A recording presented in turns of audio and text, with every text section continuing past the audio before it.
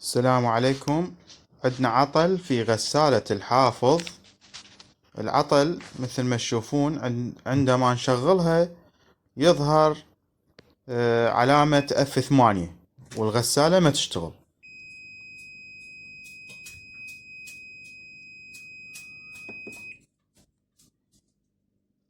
طبعا الغسالة قاعدة بشكل صحيح والمي واصلها بشكل صحيح وما ناقصها شي، لكن هذا العطل ما أعرف شنو. فبدينا فتحنا الغسالة حتى نشوف شنو نوع هذا العطل. هنا راح نفتح الكفر الخارجي ونشيك الأسلاك. هنا فتحنا الكفر الداخلي فلاحظنا مفاجأة ما كنا متوقعيها. هنا آثار قطع بالأسلاك بسبب القوارض. الفئران هي اللي قاطعة هذه الأسلاك. هذا صمام إدخال المي الكهربائي، وهنا أيضا آثار قوارض الفار. هنا أيضا أكو آثار للقوارض.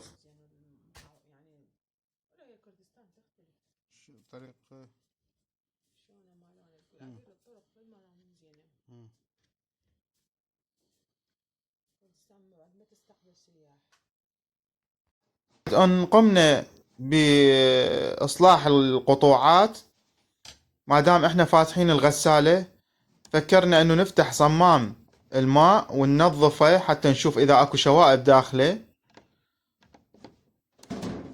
هنا راح نفتح الصمام. فتحنا الصمام.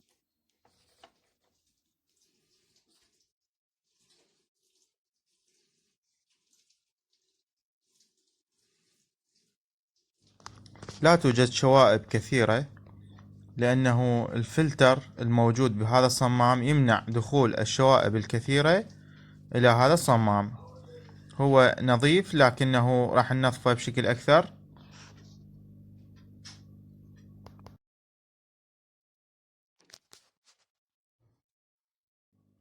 بهذه الطريقة سوف نقوم بتنظيف هذا الصمام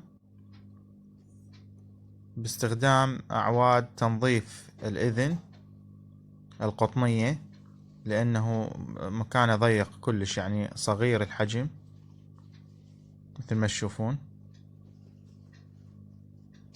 وانتهى التنظيف.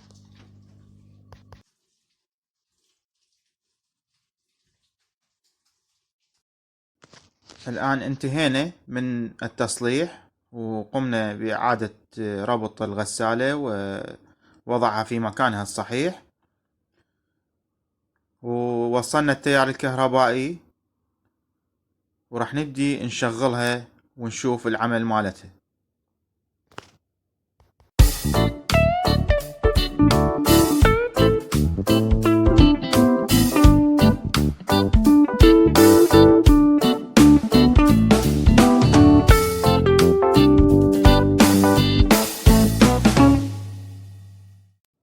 الحمد لله الغسالة تعمل بشكل جيد.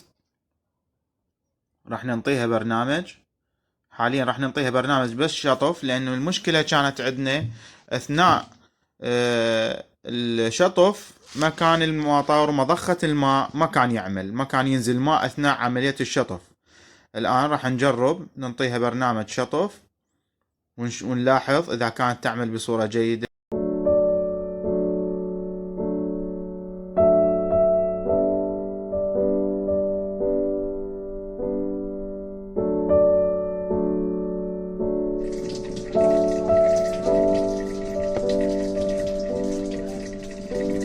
مثل ما تلاحظون انها تعمل بصورة جيدة الآن. الحمد لله انتهينا من عملية التصليح والحمد لله وشكرا.